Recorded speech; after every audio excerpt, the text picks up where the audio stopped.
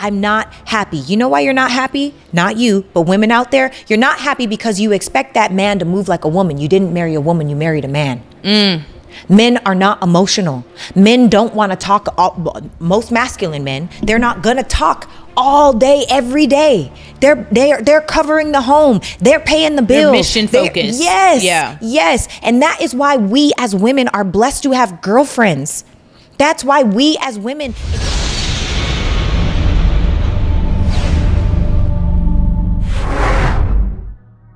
Yes, indeed, man. Back with another reaction, man. And we got to talk about Sarah Fontenot, man. She has a lot of the young ladies in a pickle with her comments about marriage and all that stuff. She's on the podcast talking about it. But before we get to it, hit that like button, hit the hype button, also hit the subscribe button. Without further ado, let's get to the video. Right. And I think for me, I'm the opposite. I used to be nice and just not say anything. And I used to just read comments and be like, oh my God, like that's they don't get it. Yeah, like I don't know how else I could say this. Now I'm looking for it. Come on. Because honestly, a lot of people create more content for more conversations about things that need to be clarified for women that want, because this is the thing too, and I say this all the time, just for clarity, I'm not speaking to women generally. Right. No.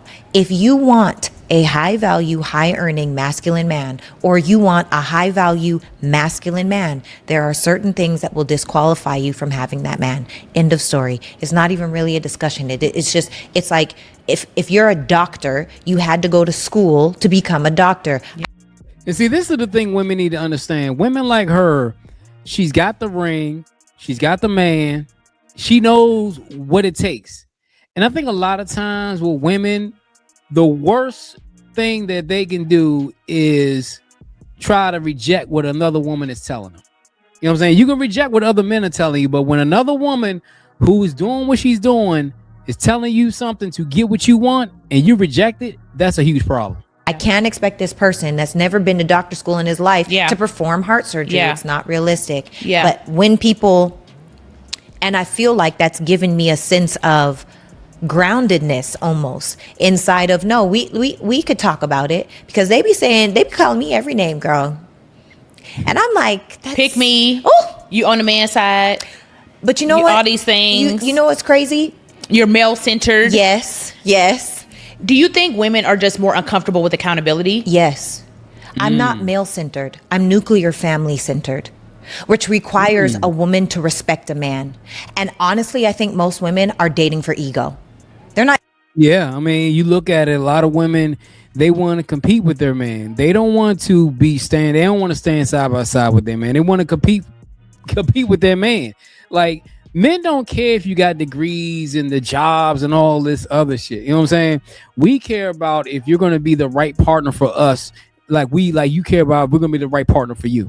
Dating for partnership in life. They're dating so that they can show their friends at work they've been chosen. They're dating so they can post on Instagram they've been chosen. But as far as actually doing the work where you're happy, where you're excited to do for your partner, in real life, and in real time, outside of trips and bags and all that, we are in a prostitution era. It's a joke. We're not even inside of a real partnership era, and it is to the detriment of the family. So if what I say, and I believe we are fully engrossed into a prostitution era right now, a woman will sleep with you because you brought her to dinner. That's insane. It's ridiculous. The bar is so low. And so I feel like I've been saying, if I'm a pick me, you're a skip me.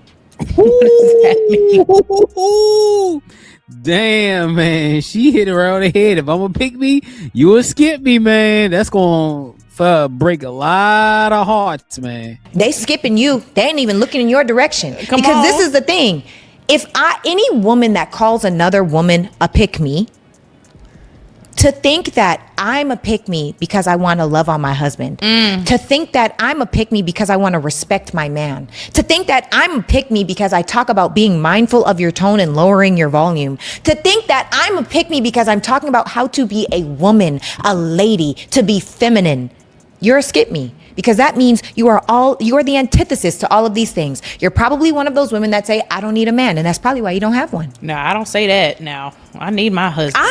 I need my husband. Girl. Where is he at? I need my covering. I need my husband. I need you to even have a baby. Yes. You need a man. Yes. I need a leader and a protector. Somebody come help around this hoe. And that's what I'm saying. We're not meant to lead the way that we're leading right 100%. now.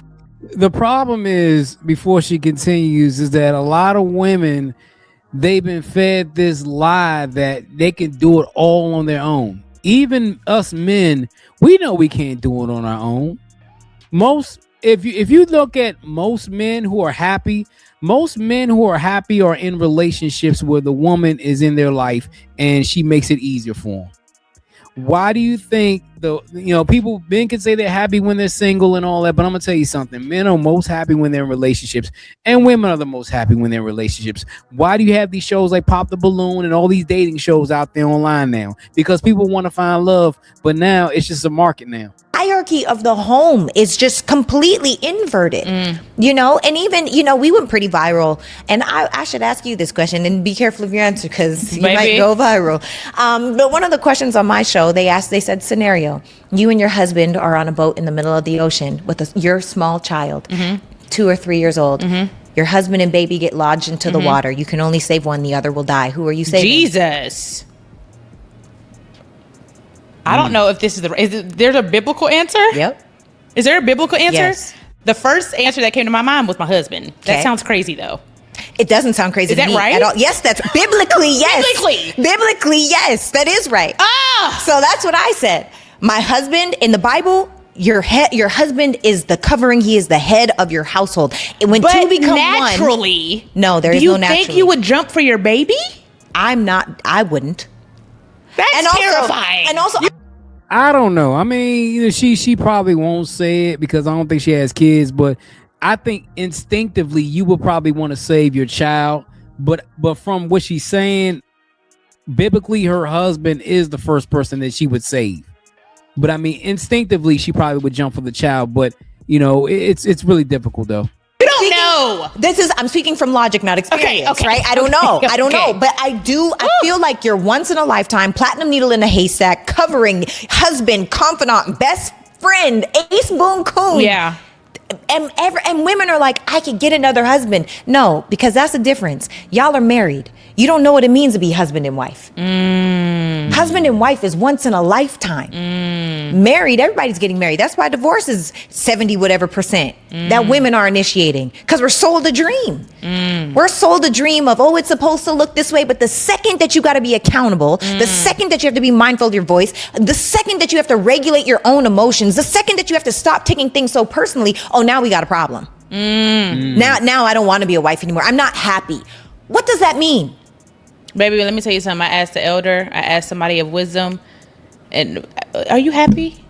Unhappiness is not a reason for divorce. I don't ever. Yeah, that's what a lot of older people say. Like, I have people who are married. I know people who are married. And a relative told me this one time. He said, there'll be some days, man, me and my wife don't get along at all. But that doesn't mean I'm going to leave my wife. Because at the end of the day, she is the one that completes me. We're gonna have times where we don't get along. There are gonna be times where we disagree. But at the end of the day, I know she's the right person for me. I'm the right person for her. And a lot of people, they'll leave a marriage because he can't buy this, or he can't support this, or he can't support that. You're gonna leave a marriage because a man loses his job unexpectedly? Go get happy.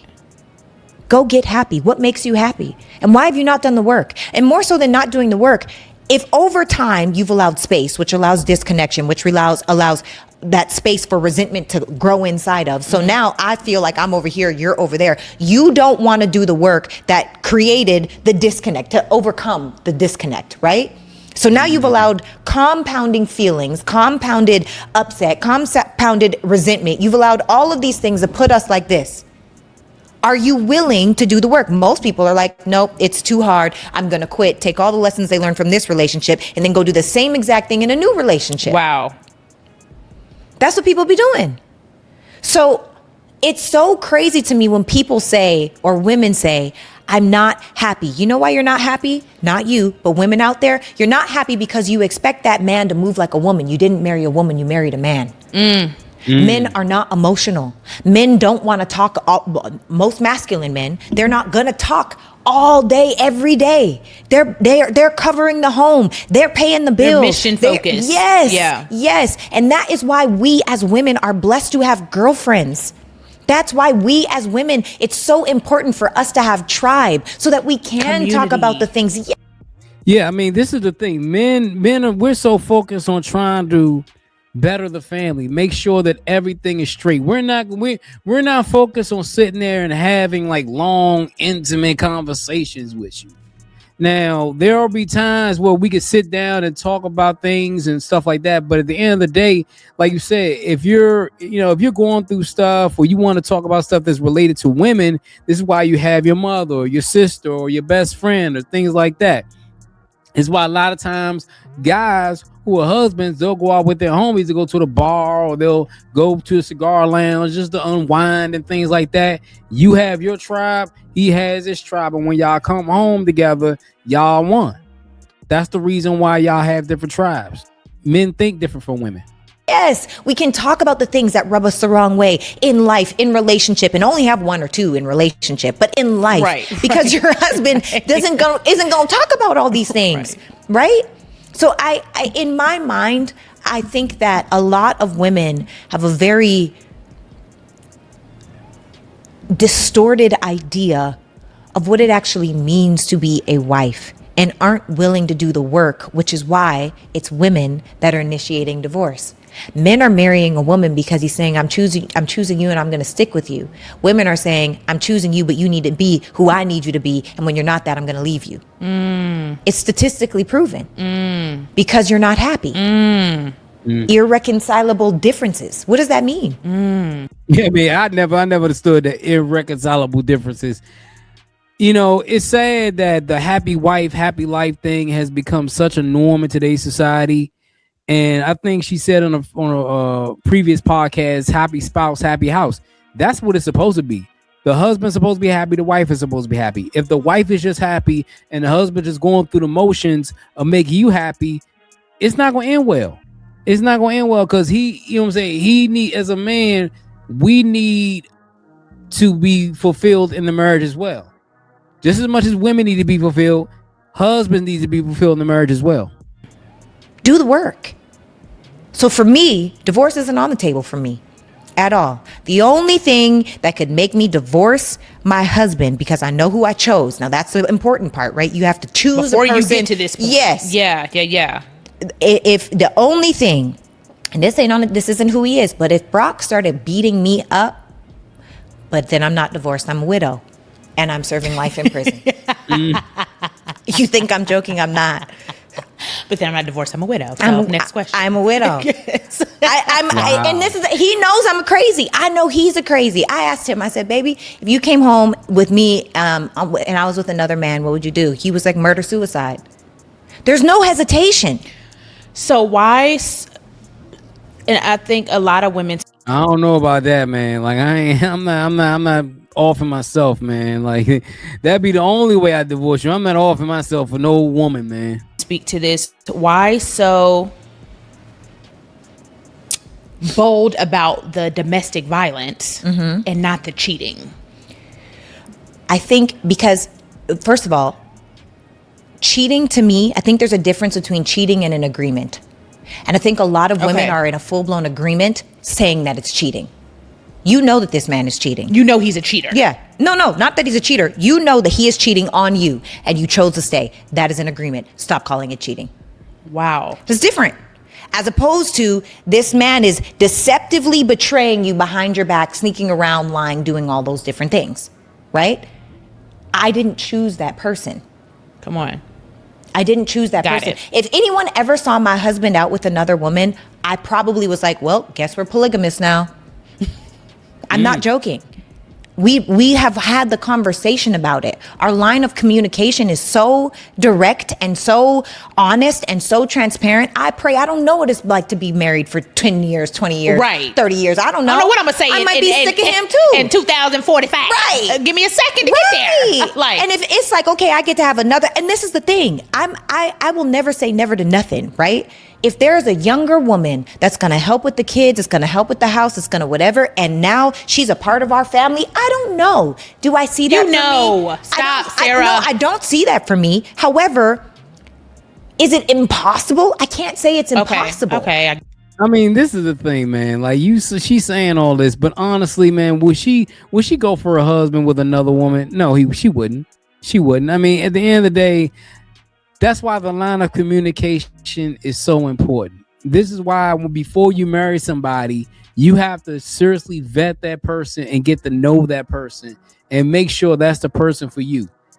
All that cheating stuff, all that BS will be found out before you even get married if you're with that person for a certain amount of time. I'm not talking about 20 years or 30 years and then get married. I'm talking about the first couple of years, 2 to 3 years of being with that person. You know if that person is a cheater or not. Get that. You know what I mean? Like right now, I can't say it's impossible when I'm 56. Right, I can't. I don't know what I'm gonna say. That's still young. Let that young hoe help. Right, yes, period. But 56 is still too young. I feel like when I'm like 66, and she like, you said because at 56 I'm still gonna be looking like Halle Berry. Period. 55 is my prime. I know that's right. The older I get, I'm like, I cannot wait. Yes. It just gets better and better and better Period. and better and better and better. Girl, yes. Yeah. So I feel like I'm just bold across the board. You know, I'm just so is my open and we husband. have communication, and when we get there, we get there. Yes. Now I also you have to know your person. This is another thing. Before you walk down my friend walked down the aisle and said, as I was walking down the aisle, I knew we were going to get a divorce. Wow. Look at her face. How do you just walking down the aisle in your wedding gown, then you trying to say you're going to get a divorce before you even, why did you even say I do if you knew that was going to happen? This is the type of shit I be talking about, man. This is the type of shit I be talking about. Women know they dudes be some shit, but then you still married a dude. And went through with it anyway. And I'm not gonna say my friend, somebody I know. Yeah. We're not friends. Yeah. Let me be very clear on these words I'm Period. using. Someone I know. Yeah. When I was walking down the aisle, I knew we were gonna get a divorce. And you got the bouquet, you got the hair, you got the makeup, you got the church full, you got 200 guests, What would you do? I wouldn't do it. I wouldn't do it. Yeah. My conviction is so, I couldn't do it. Me too. Oh God. I couldn't. I'll be like, everybody they finna be ruined. Yeah. And this is gonna be the hard. And you know how I know I wouldn't? Because I've made those decisions before. Yeah. What does that mean? Say that in a different way. I've done it before. Yeah. Detriment that affects everybody. That I've gotten to the point of yes. And I get right there and God says no. Yes. And you knew it was a no. Yes. 10 yeses ago, but you ignored it. Yes. And now I'm going to make you feel it. I can't fight that conviction in that moment. I've made those decisions before. So Yeah. I know I would do it in that walking down the aisle. Yeah. If I know that this is God and I know, I couldn't do it. Ooh, child. I mean, that's the thing, though. A lot of people don't have that conviction. Like, you have women out there who they want the wedding, but don't want the marriage. They want to walk down the aisle. The eyes is focused on them. And then you get married and like 2 years later, you divorced. You spent all that money on a wedding. You spent all that money on the rings. And then you get a divorce 2 years later. But you knew you were going to divorce a man. Honestly, when you got to the aisle, when he said, do you take this man to be your awfully wedded husband? You should say no and walk out. If you know you're not going to, be with that man long term, why even get married? You know what I'm saying? In the wedding, you go your way, she go her way. It is what it is, man. I would ruin everybody's day. I feel you. Including mine. I feel you. I couldn't do it. I've been engaged twice and called it off before.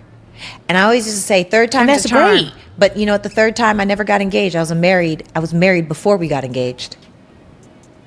Yeah.